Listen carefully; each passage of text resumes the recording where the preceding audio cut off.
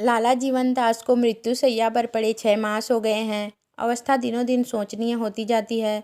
चिकित्सा पर उन्हें अब जरा भी विश्वास नहीं रहा। केवल प्रारब्ध का ही भरोसा है। कोई हितैषी वैद्य या डॉक्टर का नाम लेता है तो मुंह फेर लेते हैं। उन्हें जीवन की अब कोई आशा नहीं है। यहाँ तक कि अब उन्हें अपनी बीमारी के जिक्र से भी घृणा होती है। एक क्षण के लिए भूल जाना चाहते हैं कि मैं काल के मुख में हूँ। एक क्षण के लिए इस दुस्साध्य चिंता भार को सिर से फेंककर स्वाधीनता से सांस लेने के लिए उनका चित्त लालायित हो जाता है। उन्हें राजनीति से कभी रुचि नहीं रही।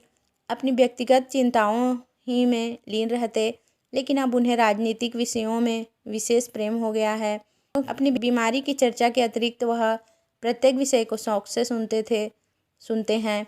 किंतु ज्यों ही किसी ने सहानुभूति से किसी औषधि का नाम लिया कि उनकी त्योरियां बदल जाती है। अंधकार में विलाप ध्वनि इतनी आशाजनक नहीं होती जितनी प्रकाश की एक झलक। यह यथार्थवादी पुरुष थे। धर्म अधर्म स्वर्ग नरक की व्यवस्थाएं उनकी विचार परिधि से बाहर थी। यहाँ तक कि अज्ञात भय से भी वे शंकित न होते थे। लेकिन उसका कारण उनकी मानसिक शिथिलता न थी, बल्कि लोक चिंता ने परलोक चिंता का स्थान ही शेष न रखा था। उनका परिवार बहुत छोटा था। पत्नी थी और एक बालक, लेकिन स्वभाव उदार था। ऋण से बढ़ा रहता था। उस पर यह असाध्य और चिरकालीन रोग ने ऋण पर कई दर्जे की वृद्धि कर दी थी। मेरे पीछे निस्सहायों का क्या हाल होगा? ये किसके सामने हाथ फैलाएंगे? कौन इनकी खबर लेगा? हाय, मैंने विवाह क्यों किया? पारिवारिक बंधन में क्यों फंसा? क्या इसलिए कि ये संसार के हिमतुल्य दया के पात्र बने? क्या अपने कुल की प्रतिष्ठा और सम्मान को यूं विनष्ट होने दूं? जिस जीवनदास ने सारे नगर को अपनी अनुग्रह दृष्टि से पल्लवित कर दिया था, उसी के पोते और बहू द्वार द्वार ठोकरे खाते फिरे। हाय, क्या होगा? कोई अपना नहीं। चारों ओर भयावह वन है।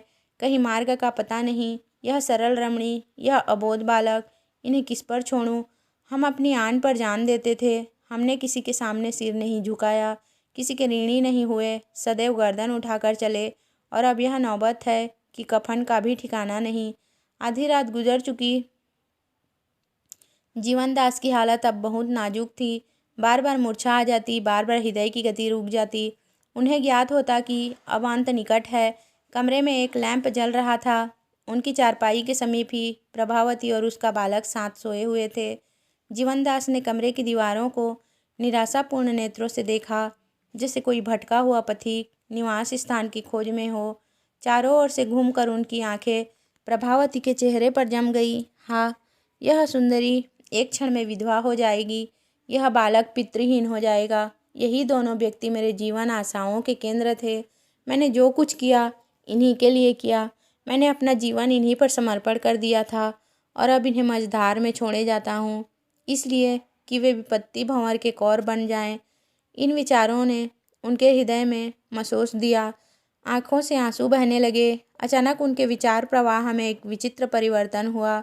निराशा की जगह मुख पर एक दृढ़ संकल्प की आभा दिखाई दी, जैसे किसी गृहस्थ स्वामिनी की झिड़कियां सुनकर एक दीन भिक्षुक के तेवर बदल जाते हैं। नहीं, कदापि नहीं।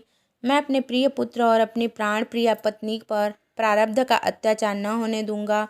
अपने कुल की मर्यादा को भ्रष्ट न होने दूंगा। अबला को जीवन की कठिन परीक्षा में न डालूंगा। मैं मर रहा हूँ, लेकिन प्रारब्ध के सामने सिर न झुकाऊंगा। उसका दास नहीं, स्वामी बनूंगा। अपनी नौका को निर्दय तरंगों के आश्रित न बनने दूंगा। निसंदेह संसार मुंह बनाएगा। मुझे दुरात्मा घातक नाराधम कहेगा, इसलिए कि उसके पाश्विक आमोद में, उसकी पैशाचिक क्रीड़ाओं में एक व्यवस्था कम हो जाएगी। कोई चिंता नहीं, मुझे संतोष तो रहेगा कि उसका अत्याचार मेरा बाल भी बांका नहीं कर सकता। उसकी अनर्थ लीला से मैं सुरक्षित हूँ। जीवनदास के मुख पर वर्णहीन संकल्प अंकित था। वह संकल्प जो आत्महत्या का सूचक है। वह बिछौने से उठे, मगर हाथ पांव थर थर काँप रहे थे। कमरे की प्रत्येक वस्तु उन्हें आंखें फाड़ फाड़ कर देखती हुई जान पड़ती थी। अलमारी के शीशे में अपनी परछाई दिखाई दी। चौंक पड़े, वह कौन? ख्याल आ गया, यह तो अपनी परछाई है, अपनी छाया है। उन्होंने अलमारी से एक चमचा और एक प्याला निकाला। प्याले में वह जहरीली दवाई थी जो डॉक्टर ने उनकी छाती पर मलने के लिए दी थी। प्याले को हाथ में लिए चारों ओर सहमी हुई दृष्टि से ताकते हुए वह प्रभावती के सिरहाने आकर खड़े हो गए। हृदय पर करुणा का आवेग हुआ। आह, इन प्यारों को क्या मेरे ही हाथों मरना लिखा था? मैं ही इनका यमदूत बनूंगा। यह अपने ही कर्मों का फल है। मैं आंखें बंद करके वैवाहिक बंधन में फंसा। इन भावी आपदाओं की ओर क्यों मेरा ध्यान न गया? मैं उस समय ऐसा हर्षित और प्रफुल्लित था, मानो जीवन एक अनादि सुख स्वर है, एक एक सुधामय आनंद सरोवर। यह इसी अदूरदर्शिता का परिणाम है कि आज मैं यह दुर्दिन देख रहा हूँ। हठात उनके पैरों में कंपन हुआ, आंखों में अंधेरा छा गया, नाड़ी की गति बंद होने लगी। वे करुणामयी भावनाएं मिट गई। शंका हुई, कौन जाने यही दौरा जीवन का अंत न हो। वह संभल कर उठे और प्याले से दवा का एक चम्मच निकालकर प्रभावती के मुंह में डाल दिया। उसने नींद में 2-1 बार मुंह डुलाकर करवट बदल ली। तब उन्होंने लखनदास का मुंह खोलकर उसमें भी 1 चम्मच भर दवा डाल दी और प्याले को जमीन पर पटक दिया। पर हा मानव परवशता, हा प्रबल भावी भाग्य की विषम क्रीड़ा अब भी उनसे चाल चल रही थी। प्याले में विष न था, वह टॉनिक था जो डॉक्टर ने उनका बल बढ़ाने के लिए दिया था।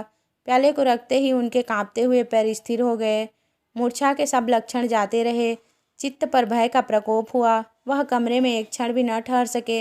हत्या प्रकाश का भय हत्या कर्म से भी कहीं दारुण था। उन्हें दंड की चिंता न थी, पर निंदा और तिरस्कार से बचना चाहते थे। वह घर से इस तरह बाहर निकले जैसे किसी ने उन्हें धकेल दिया हो। उनके अंगों में कभी इतनी स्फूर्ति न थी। घर सड़क पर था। द्वार पर एक टांगा मिला, उस पर जा बैठे। नाड़ियों में विद्युत शक्ति दौड़ रही थी। टांगे वाले ने पूछा, कहाँ चलूँ? जीवनदास, जहाँ चाहो। टांगे वाला, स्टेशन चलूँ? जीवनदास, वही सही। टांगे वाला, छोटी लेन चलूँ या बड़ी लाइन? जीवनदास, जहाँ गाड़ी जल्दी मिल जाए। टांगे वाले ने उन्हें कौतूहल से देखा, परिचित था। बोला, आपकी तबीयत अच्छी नहीं है क्या? और कोई साथ न जाएगा? जीवनदास ने जवाब दिया, नहीं, मैं अकेला ही जाऊंगा। टांगे वाला, आप कहाँ जाना चाहते हैं? जीवनदास, बहुत बातें न करो, यहाँ से जल्दी चलो। टांगे वाले ने घोड़े को चाबुक लगाया और स्टेशन की ओर चला। जीवनदास वहाँ पहुँचते ही टांगे से कूद पड़े और स्टेशन के अंदर चले। टांगे वाले ने कहा, पैसे? जीवनदास को अब ज्ञात हुआ कि मैं घर से कुछ नहीं लेकर चला, यहाँ तक कि शरीर पर वस्त्र भी न थे। बोले, पैसे फिर मिलेंगे। टांगे वाला, आप न जाने कब लौटोगे। जीवनदास, मेरा जूता नया है, ले लो। टांगे वाला का आश्चर्य और भी बढ़ा। समझा इन्होंने शराब पी है, अपने आपे में नहीं है। चुपके से जूते लिए और चलता हुआ। गाड़ी के आने में अभी घंटों की देर थी। जीवनदास प्लेटफार्म पर जाकर टहलने लगे। धीरे धीरे उनकी गति तीव्र होने लगी, मानो कोई उनका पीछा कर रहा हो। इन्हें इसकी बिल्कुल चिंता न थी कि मैं खाली हाथ हूँ। जाड़े के दिन थे, लोग सर्दी के मारे अकड़े जाते थे, किंतु उन्हें ओढ़ने बिछौने की भी सुधि न थी। उनकी चैतन्य शक्ति नष्ट हो गई थी, केवल अपने दुष्कर्म का ज्ञान जीवित था। ऐसी शंका होती थी कि प्रभावती मेरे पीछे दौड़ी चली आती है। कभी भ्रम होता कि लखनदास भागता हुआ चला आ रहा है। कभी पड़ोसियों के धरपकड़ की आवाज़ कानों में आती थी। उनकी कल्पना प्रतिक्षण उत्तेजित होती जाती थी, यहाँ तक कि वह प्राण भय से माल के बोरों के बीच में जा छिपे। 1-1 मिनट पर चौंक पड़ते थे और सशंक नेत्रों से इधर उधर देखकर फिर छिप जाते थे। उन्हें अब यह भी स्मरण न रहा कि मैं यहाँ क्या करने आया हूँ। केवल अपनी प्राण रक्षा का ज्ञान शेष था। घंटियाँ बजी, मुसाफिरों के झुंड आने लगे। कुलियों की बकझक, मुसाफिरों की चीख और पुकार, आने जाने वाले इंजनों की धक धक से हाहाकार मचा हुआ था। किंतु जीवनदास उन बोरों के बीच में इस तरह पैतरे बदल रहे थे मानो वे चैतन्य होकर उन्हें घेरना चाहते हैं। निदान गाड़ी स्टेशन पर आकर खड़ी हो गई। जीवनदास संभल गए, स्मृति जागृत हो गई। लपक कर बोरों में से निकले और एक कमरे में जा बैठे। इतने में गाड़ी के द्वार पर खटखट की ध्वनि सुनाई दी। जीवनदास ने चौंक कर देखा, टिकट का निरीक्षक खड़ा था। उनकी अचेतावस्था भंग हो गई। वह कौन सा नशा है जो मार के आगे भाग न जाए? व्याधि की शंका संज्ञा को जागृत कर देती है। उन्होंने शीघ्रता से जल गृह खोला और उसमें घुस गए। निरीक्षक ने पूछा, और कोई नहीं? मुसाफिरों ने एक स्वर से कहा, अब कोई नहीं है। जनता को अधिकारी वर्ग से एक नैसर्गिक द्वेष होता है। गाड़ी चली तो जीवनदास बाहर निकले। यात्रियों ने एक प्रचंड हास्य ध्वनि से उनका स्वागत किया। यह देहरादून मेल था। रास्ते भर जीवनदास कल्पनाओं में मग्न रहे। हरिद्वार पहुँचे तो उनकी मानसिक अशांति बहुत कुछ कम हो गई थी। एक क्षेत्र से कंबल लाए, भोजन किया और वहीं पड़ रहे। अनुग्रह के कच्चे धागे को वह लौह की बेड़ी समझते थे, पर दूर अवस्था ने आत्मगौरव का नाश कर दिया था। इस भांति कई दिन बीत गए, किंतु मौत का तो कहना ही क्या। वह व्याधि भी शांत होने लगी, जिसने जीवन से निराश कर दिया था। उनकी शक्ति दिनों दिन बढ़ने लगी। मुख की कांति प्रदीप्त होने लगी। वायु का प्रकोप शांत हो गया, मानो दो प्रिय प्राणियों के बलिदान ने मृत्यु को तृप्त कर लिया था। जीवनदास को यह रोग निवृत्ति उस दारुण रोग से भी अधिक दुखदायी प्रतीत होती थी। वे अब मृत्यु आह्वान करते, ईश्वर से प्रार्थना करते कि फिर उसी जीर्णावस्था का दुरागाम हो। नाना प्रकार के कुपथ्य करते, किंतु कोई प्रयत्न सफल न होता था। उन बलिदानों ने वास्तव में यमराज को संतुष्ट कर दिया था। अब उन्हें चिंता होने लगी, क्या मैं वास्तव में जिंदा रहूँगा। लक्षण ऐसे ही दिख पड़ते थे। नित्य प्रति यह शंका प्रबल होती जाती थी। उन्होंने प्रारब्ध को अपने पैरों पर झुकाना चाहा था, पर अब स्वयं उसके पैरों की रज चाट रहे थे। उन्हें बार बार अपने ऊपर क्रोध आता। कभी व्यग्र होकर उठते कि जीवन का अंत कर दूं, तकदीर को दिखा दूं, मैं अब भी उसे कुचल सकता हूं। किंतु उसके हाथों विकट यंत्रणा भोगने के बाद उन्हें भय होता था कि कहीं इससे भी जटिल समस्या न उपस्थित हो जाए, क्योंकि उन्हें उसकी शक्ति का कुछ कुछ अनुमान हो गया था। इन विचारों के उनके मन में नास्तिकता के भाव उत्पन्न किए। वर्तमान भौतिक शिक्षा ने उन्हें पहले ही अनात्मवादी बना दिया था। अब उन्हें समस्त प्रकृति अनर्थ और धर्म के रंग में डूबी हुई मालूम होने लगी। यहाँ न्याय नहीं, दया नहीं, सत्य नहीं। असंभव है कि यह सृष्टि किसी कृपालु शक्ति के अधीन हो और उसके ज्ञान में नित्य ऐसे विभत्स, ऐसे भीषण अभिनय होते रहे। वह न दयालु है, न वत्सल है। वह सर्वज्ञानी और अंतर्यामी भी नहीं। निसंदेह वह एक विनाशिनी, वक्र और विकारमयी शक्ति है। सांसारिक प्राणियों ने उसकी अनिष्ट क्रीड़ा से भयभीत होकर उसे सत्य का सागर, दया और धर्म का भंडार, प्रकाश और ज्ञान का स्रोत बना दिया है। यह हमारा दीन विलाप है, अपनी दुर्बलता का अश्रुपात। इसी शक्तिहीनता को, इसी निस्सहायता को हम अपना उपासना और आराधना कहते हैं और उस पर गर्व करते हैं। दार्शनिकों का कथन है कि यह प्रकृति अटल नियमों के अधीन है। यह भी उनकी श्रद्धालुता है। नियम जड़ अचैतन्य होते हमें उनमें कपट के भाव कहाँ का संचालक इस इंद्रजाल का मदारी अवश्य है, यह स्पष्ट है, किंतु वह प्राणी देवता नहीं, पिशाच है। इन भावों ने स्नेह स्नेह क्रियात्मक रूप धारण किया। सत शक्ति हमें ऊपर ले जाती है, असत शक्ति हमें नीचे गिराती है। जीवनदास की नौका का लंगर उखड़ गया। अब उसका न कोई लक्ष्य था और न कोई आधार। तरंगों में डामाडोल होती रहती थी। 15 वर्ष बीत गए। जीवनदास का जीवन आनंद और विलास में कटता था। रमणीक निवास स्थान था, सवारियाँ थीं, नौकर चाकर थे, नित्य राग रंग होता रहता था। अब इंद्रिय लिप्सा उनका धर्म था, वासना तृप्ति उनका जीवन तत्व। वे विचार और विवेक के बंधनों से मुक्त हो गए थे। नीति और अनीति का ज्ञान लुप्त हो गया था। साधनों की भी कमी नहीं थी। बंधे बैल और खुले सांड में बड़ा अंतर है। एक राती पाकर भी दुर्बल है, दूसरा घास पात ही खाकर मस्त हो रहा है। स्वाधीनता बड़ी पोषक वस्तु है। जीवनदास को अब अपनी स्त्री और बालक की यातना सताती थी। भूत और भविष्य का उनके हृदय पर कोई चिन्ह न था। उनकी निगाह केवल वर्तमान पर रहती थी। वह धर्म को अधर्म समझते थे और अधर्म को धर्म। उन्हें सृष्टि का यह मूलत्व प्रतीत होता था। उनका जीवन स्वयं इसी दुर्नीति का उज्ज्वल प्रमाण था। आत्मबंधन को तोड़कर वे जितने उत्साहित हुए, वहाँ तक उन बंधनों में पड़े हुए उनकी दृष्टि भी न पहुँच सकती थी। जिधर आँख उठती, अधर्म का साम्राज्य दिख पड़ता था। यही सफल जीवन का मंत्र था। स्वेच्छाचारी हवा में उड़ते हैं, धर्म के सेवक एड़ियाँ रगड़ते हैं। व्यापार और राजनीति के भवन, ज्ञान और भक्ति के मंदिर, साहित्य और काव्य की रंगशाला, प्रेम और अनुराग मंडलियाँ, सब इसी दीपक से आलोकित हो रही है। ऐसी विराट ज्योति की आराधना क्यों न की जाए। गर्मी के दिन थे, संध्या का समय। हरिद्वार के रेलवे स्टेशन पर यात्रियों की भीड़ थी। जीवनदास एक गेरुए रंग की रेशमी चादर गले में डाले, सुनहरा चश्मा लगाए, दिव्य ज्ञान की मूर्ति बने हुए अपने सहचरों के साथ प्लेटफार्म पर टहल रहे थे। उनकी भेदक दृष्टि यात्रियों पर लगी हुई थी। अचानक उन्हें दूसरे दर्जे के कमरे में एक शिकार दिखाई दिया। यह एक रूपवान युवक था। चेहरे से प्रतिभा झलक रही थी। उसकी घड़ी की जंजीर सुनहरी थी। तंजेब की अचकन से के बटन भी सोने के थे। जिस प्रकार बधिर की दृष्टि पशु के मांस और चर्म पर रहती है, उसी प्रकार जीवनदास की दृष्टि में मनुष्य एक भोग्य पदार्थ था। उनके अनुमान ने आश्चर्यजनक कुशलता प्राप्त कर ली थी और उससे कभी भूल न होती थी। वह युवक अवश्य कोई रईस है, सरल और गौरवशील भी है, अतएव सुगमता से जाल में फंस जाएगा। उस पर अपनी सिद्धता का सिक्का बिठाना चाहिए। उसकी सरल हृदयता पर निशाना मारना चाहिए। मैं गुरु बनूं, यह दोनों मेरे शिष्य बन जाएं। छल की घातें चलें। मेरी अपार विद्वता, अलौकिक कीर्ति और अगाध वैराग्य का मधुर गान हो। शब्द आडंबरों के दाने बिखेर दिए जाएं और मृग पर फंदा डाल दिया जाए। यह निश्चय करके जीवनदास कमरे में दाखिल हुए। युवक ने उनकी ओर गौर से देखा, जैसे अपने भूले हुए मित्र को पहचानने की चेष्टा कर रहा हो। अब अधीर होकर बोला, महात्मा जी, आपका स्थान कहाँ है? जीवनदास प्रसन्न होकर बोला, बच्चा, संतों का स्थान कहाँ, समस्त संसार हमारा स्थान है। युवक ने पूछा, आपका शुभ नाम? लाला जीवनदास तो नहीं है? जीवनदास चौंक पड़े।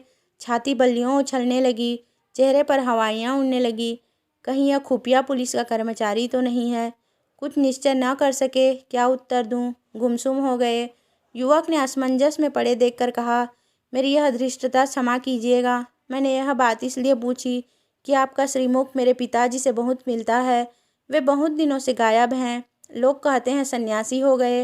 वर्षों से उन्हीं की तलाश में मारा मारा फिर रहा हूँ। जिस प्रकार क्षितिज पर मेघ राशि चढ़ती है और क्षण मात्र में संपूर्ण वायुमंडल को घेर लेती है, उसी प्रकार जीवनदास को अपने हृदय में पूर्व स्मृतियों की एक लहर सी उठती हुई मालूम हुई। गला फंस गया और आंखों के सामने प्रत्येक वस्तु तैरती हुई जान पड़ने लगी। युवक की ओर सचेष्ट नेत्रों से देखा। स्मृति सजग हो गई। उसके गले से लिपट कर बोले, लखू। लखनदास उनके पैरों पर गिर पड़ा। मैंने बिल्कुल नहीं पहचाना। एक युग हो गया। आधी रात गुजर चुकी थी। लखनदास सो रहा था और जीवनदास खिड़की से सिर निकाले विचारों में मग्न थे। प्रारब्ध का एक नया अभिनय उनके नेत्रों के सामने था। वह धारणा जो अतीत काल से उनकी पथ प्रदर्शक बनी हुई थी हिल गई। मुझे अहंकार ने कितना विवेकहीन बना दिया था। समझता था मैं ही सृष्टि का संचालक हूँ। मेरे मरने पर परिवार का अधपतन हो जाएगा। पर मेरी यह दुश्चिंता कितनी मिथ्या निकली। जिन्हें मैंने विष दिया वे आज जीवित हैं, सुखी हैं और संपत्तिशाली हैं। असंभव था कि लक्खू को ऐसी उच्च शिक्षा दे सकता। माता के पुत्र प्रेम और अध्यवसाय ने कठिन मार्ग कितना सुगम कर दिया। मैं उसे इतना सच्चरित्र, इतना दृढ़ संकल्प, इतना कर्तव्यशील कभी न बना सकता। यह स्वावलंबन का फल है। मेरे विष उसके लिए अमृत हो गया। कितना विनयशील, हंसमुख, निष्प्रिय और चतुर युवक है। मुझे तो अब उसके साथ बैठते भी संकोच होता है। मेरा सौभाग्य कैसे उदय हुआ है। मैं विराट जगत को किसी पैशाचिक शक्ति के अधीन समझता था, जो दिन प्राणियों के साथ बिल्ली और चूहे का खेल खेलती है। हाँ मूर्खता, हाँ अज्ञान। आज मुझ जैसा पापी मनुष्य इतना सुखी है, इसमें संदेह नहीं कि इस जगत का स्वामी दया और कृपा का महासागर है। प्रातःकाल मुझे उस देवी से साक्षात होगा जिसके साथ जीवन में क्या क्या सुख नहीं भोगे। मेरे पोते और पोतियाँ मेरी गोदी में खेलेंगे। मित्रगण मेरा स्वागत करेंगे। ऐसे दयामय भगवान को मैं अमंगल का मूल समझता था। इस विचार में पड़े हुए जीवनदास को नींद आ गई। जब आंखें खुली तो लखनऊ और परिचित ध्वनि कानों में आई। वे चौंक कर उठ बैठे। लखनदास असबाब उतरवा रहे थे। स्टेशन के बाहर उनकी फीटन खड़ी थी। दोनों आदमी उस पर बैठे। जीवनदास का हृदय आह्वान से भर रहा था। मौन रूप बैठे हुए थे, मानो समाधि में हो। फीटन चली। जीवनदास को प्रायः सभी चीज़ें नई मालूम होती थी। न वे बाजार, न वे गली कूचे, न वे प्राणी थे। युगांतर सा हो गया था। निदान उन्हें एक रमणीक बंगला सा दिखाई पड़ा, जिसके द्वार पर मोटे अक्षरों में अंकित था, जीवनदास पाठशाला। जीवनदास ने विस्मित होकर पूछा, क्या है? लखनदास ने कहा, माताजी ने आपके स्मृति रूप यह पाठशाला खोली है। कई लड़के छात्रवृत्ति पाते हैं। जीवनदास का दिल और भी बैठ गया। मुंह से एक ठंडी सांस निकल आई। थोड़ी देर के बाद फिटन रुकी। लखनदास उतर पड़े। नौकर ने असबाब उतारना शुरू किया। जीवनदास ने देखा एक पक्का 2 मंजिला मकान था। उनके पुराने खपरेल वाले घर का कोई चिन्ह न था, केवल एक नीम का वृक्ष बाकी था। 2 कोमल बालक बाबूजी कहते हुए दौड़े और लखनदास के पैरों से लिपट गए। घर में एक हलचल सी मच गई। दीवान खाने के पीछे एक सुंदर पुष्प वाटिका थी। जीवनदास ऐसे चकित हो रहे थे मानो कोई तिलस्म देख रहे हो। रात्रि का समय था, 12 बज चुके थे। जीवनदास को किसी करवट नींद न आती थी। अपने जीवन का चित्र उनके सामने था। इन 15 वर्षों में उन्होंने जो कांटे बोए थे वे इस समय उनके हृदय में चुभ रहे थे। जो गड्ढे खोदे थे वे उन्हें निगलने के लिए मुंह खोले हुए थे। उनकी दशा में एक ही दिन में घोर परिवर्तन हो गया था। अब भक्ति और अविश्वास की जगह विश्वास का अभ्युदय हो गया था, और यह विश्वास केवल मानसिक न था वरन प्रत्यक्ष था। ईश्वरीय न्याय का भय एक भयंकर मूर्ति के सदृश उनके सामने खड़ा था। उससे बचने की अब उन्हें कोई युक्ति नजर न आती थी। अब तक उनकी स्थिति उस आग की चिंगारी के समान थी जो किसी मरुभूमि पर पड़ी हुई हो। उससे हानि की कोई शंका न थी, लेकिन आज वह चिंगारी एक खलिहान के पास पड़ी हुई थी।